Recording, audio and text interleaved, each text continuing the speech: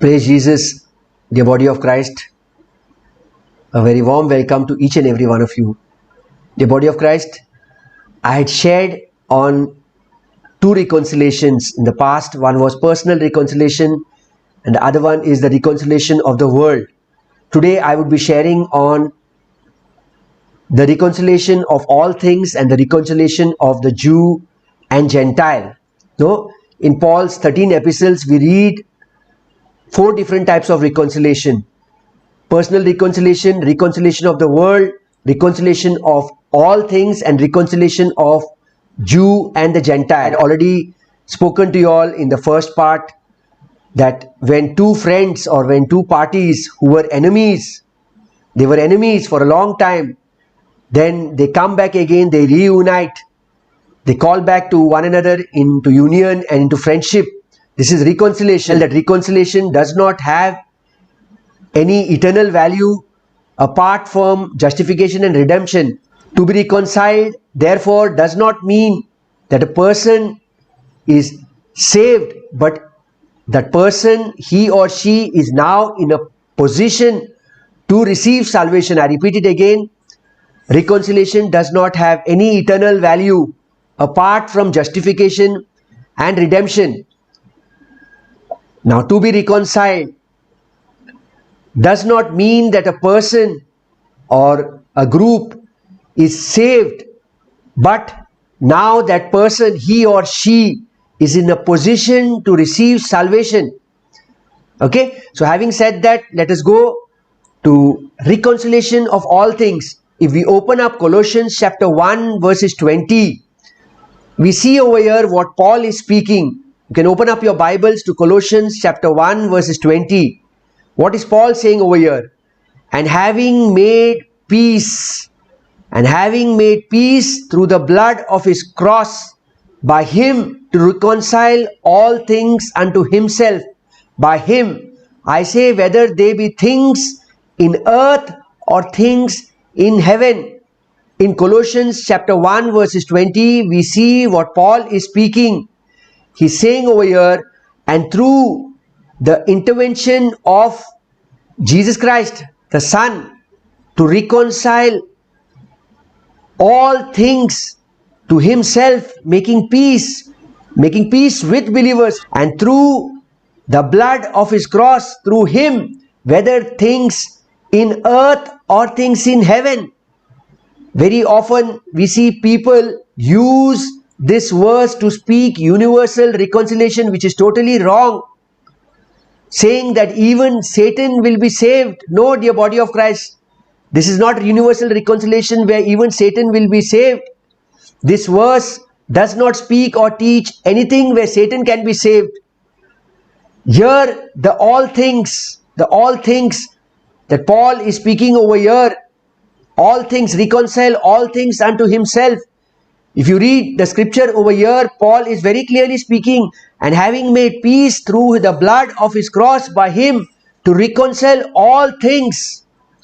Here the all things in Colossians chapter 1 verses 20, we can understand much better if we read from verse 14 to verse 16. So you can open up your Bibles to verse 14.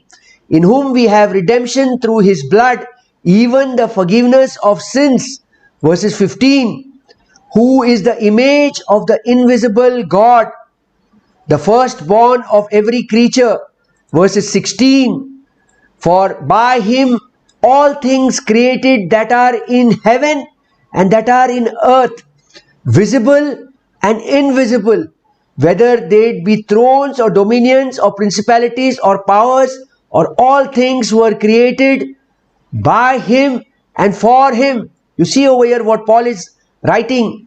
Invisible, whether visible and invisible, whether they be thrones, speaking of thrones, or dominions, or principalities, or powers, all things were created by him and for him. Clearly, the word all things over here that Paul is speaking has to do with the governmental structure in the universe. Dear body of Christ, there is a visible governmental structure And there is an invisible government structure in the heaven. There's a visible government structure here on this earth which we can see. And there is an invisible governmental structure which you and I cannot see. It is invisible in the heavens, which you and I cannot see. But there is a visible governmental structure here on this earth which you and I can see. God will use the reconciling nature of the cross one day to bring the structure back again under its control. If we read Ephesians chapter 1 verses 9, it says over that in the dispensation of the fullness of times, he might gather together in one all things in Christ, both which are in heaven and which are on earth, even in him. The body of Christ, God will use the body of Christ to fill up the heavenly places where Satan is thrown down, will be occupied by you and me. If we read 1 Thessalonians chapter 4 verses 13 to 18, we read of the rapture. 1 Thessalonians chapter 4 verses 17 says, we will be with the Lord forever. The body of Christ is going to be raptured. It is going to occupy the heavenly places. Just as the redeemed nation of Israel will occupy the earthly place, the new earth. No. 1 Corinthians chapter 15 verses 39 and 40 speaks of celestial bodies and terrestrial bodies. The glory of the celestial is one and the glory of the terrestrial is one. I'll put it on the screen over here. 1 Corinthians chapter 15 verses 39 and 40. 1 Corinthians chapter 15 verses 39 and 40. You see over here, all flesh is not the same flesh, but there is one kind of flesh of men, and another flesh of beasts, another of fishes, and another of birds. There are also celestial bodies and bodies terrestrial, but the glory of the celestial is one and the glory of the terrestrial is another. So you and I will have a glorified body which will suit into the new heavens. And the redeemed nation of Israel will have a glorified terrestrial body which will be present for the new earth. So over here, God will use the body of Christ to fill up the heavenly places which is vacated. Satan is thrown down from there. The current prince and the power of the air is thrown down from the heavenly places. Go to Ephesians chapter 1 verses 23. Which is his body, the fullness of him that filleth all in all. Colossians chapter 1 verses 19. For it pleased the Father that in him should all fullness dwell. God is going to use the redeemed nation of Israel to fill the government structure on the earth. He's going to use the nation of Israel during the 1,000-year millennium. You are going to see Jesus Christ ruling with the rod of the iron. In the new earth will be dwelling the redeemed nation of Israel. So we see a visible government structure on this earth which is visible and an invisible governmental structure in the heavens. So God is going to reconcile all things. Go to Ephesians chapter 1 verses 23. By which is his body, the fullness of him that filleth all in all. Which is his body, the fullness of him who fills and completes all things in all believers. Colossians 1 verses 19. For it pleased the Father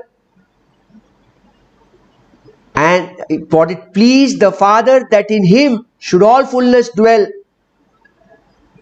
The Father of all the fullness of deity, the sum of total of his essence, all his perfection, his powers and attributes, to dwell permanently in him, in Jesus Christ, in the Son. So the body of Christ, we see that God will reconcile all things. All things. And finally, we read in Romans chapter 16 verses 20. And the God of peace shall bruise Satan under your feet shortly. The grace of our Lord Jesus Christ be with you. Amen. Finally, God is going to destroy Satan totally and completely. So dear body of Christ, having said that, let us proceed to the next reconciliation. And this reconciliation is the reconciliation of the Jew and the Gentile. The fourth reconciliation which I had spoken of is the reconciliation of the Jew and Gentile both becoming one body. For this, let us open our Bibles to Ephesians chapter 2 verses 14 to 20. For he is our peace, who hath made both one and hath broken down the middle wall of partition between us. For he himself is our peace and our bond of unity, who had made both one, both, that is Jews and Gentiles.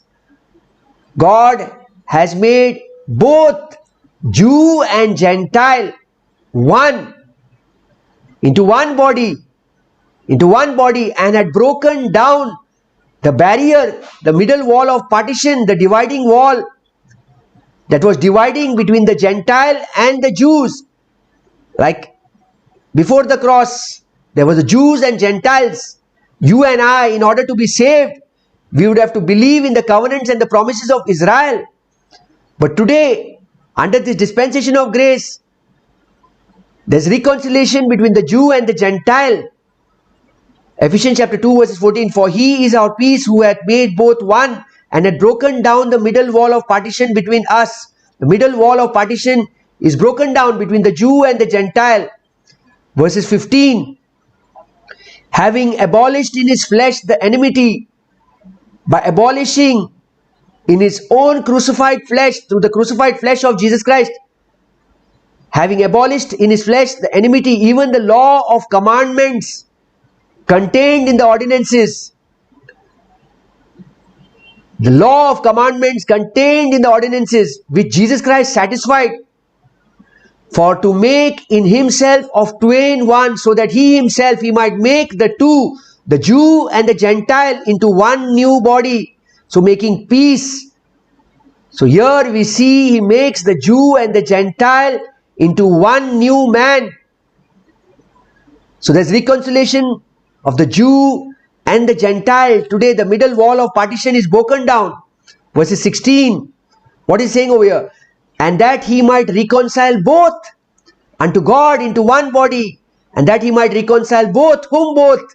The Jew and the Gentile into one body. Today, a Jew, to be saved, he needs to believe in the same gospel which we believe. 1 Corinthians chapter 15 verses 1 to 4. He has to believe that Jesus Christ shed his precious blood. Colossians chapter 1 verses 14. And he has to believe that according to scriptures, Jesus Christ died, Jesus Christ was buried, and according to scriptures, Jesus Christ rose again. He has to believe it not in vain. Just as a Gentile is saved, in the same way a Jew can be saved today. He does not need to follow any of the laws. Ephesians chapter 2 verse 16. And that he might reconcile both unto God into one body by the cross, having slain the enmity thereby. Into one body to God through the cross, thereby putting to death hostility. Is putting the hostility to death. Verse 17. And came and preached peace to you which were afar off, and to them that were nigh. So he came and preached the good news of peace to the Gentiles, to you and to me, to the Gentiles who were far off, who were far away from the covenants and the promises of Israel. And peace to the Jews who were near, and to them that were nigh. Who were these people who were nigh? These people who were nigh were the Jews. But you and I were far away from the covenants and from the promises. Go to verse 18. What is he saying over in verse 18? For through him that we both, that is the Jew and the Gentile, both have access by one Spirit unto the Father. So through him, through Jesus Christ, both the Jew and the Gentile have access by one Spirit unto the Father. Go to verse 19. What do you read in verse 19? Now therefore ye are no more strangers and foreigners, but fellow citizens with the saints. In verse 19, what is saying? So then you are no longer strangers and aliens or outsiders without right of citizenship, but you are fellow citizens with the saints with the saints and of the household of God's people. We are members. We are members of the family. We are a part of the family. A Jew also today can be a part of this family, part of the body of Christ by believing in the gospel. Verses 20, and are built upon the foundation of the apostles and the prophets, Jesus Christ himself being the cornerstone, and having built on the foundation of the apostles and the prophets, Jesus Christ himself as the chief cornerstone. So dear body of Christ, a Jew and a Gentile today are now reconciled together in one body. A Jew and a Gentile both are reconciled together in one body, not at the cross, but by the cross. A Jew and a Gentile now both are reconciled together into one body. A Jew and a Gentile is reconciled into one body, not at the cross, but by the cross. So today by the cross, both a Jew and a Gentile can be saved by believing in the gospel. 1 Corinthians chapter 15 verses 1 to 4. 1 Corinthians chapter 15 verses 1 to 4. Both a Jew and a Gentile can be saved by believing in the cross, believing in the finished cross work of Jesus Christ. Moreover, brethren, I declare unto you the gospel which I preached unto you, which also you have received, and wherein ye stand, by which also you are saved, if you keep in memory what I preached unto you, unless you have believed in vain. For I delivered unto you first of all that which I also received, how that Christ died for our sins according to scriptures, and that he was buried, and that he rose again the third day according to the scriptures. Colossians chapter 2 verses 13. Jesus Christ shed his precious blood for the sins, that all our trespasses be forgiven. Both a Jew and a Gentile today can receive forgiveness of all sins through his blood. Colossians chapter 1 verses 14. Colossians chapter 1 verses 14. In whom we have redemption through his blood, even the forgiveness of sins. So dear body of Christ, today a Jew and a Gentile are reconciled together into one body. They are reconciled together in one body, not at the cross, but by the cross. By the cross, both a Jew and a Gentile are reconciled together into one body. They can forming the church, forming the body of Christ. By the cross, by the finished cross work of Jesus Christ, both a Jew and a Gentile can be saved by believing in the gospel. 1 Corinthians chapter 15 verses 1 to 4. By not believing it in vain, but by believing according to scriptures. Jesus Christ died, Jesus Christ was buried according to scripture, Jesus Christ rose again under this dispensation of grace. Both a Jew and a Gentile can be saved to form one body, to form the church. So dear body of Christ, thank you very much for watching and for listening to this teaching. God bless you.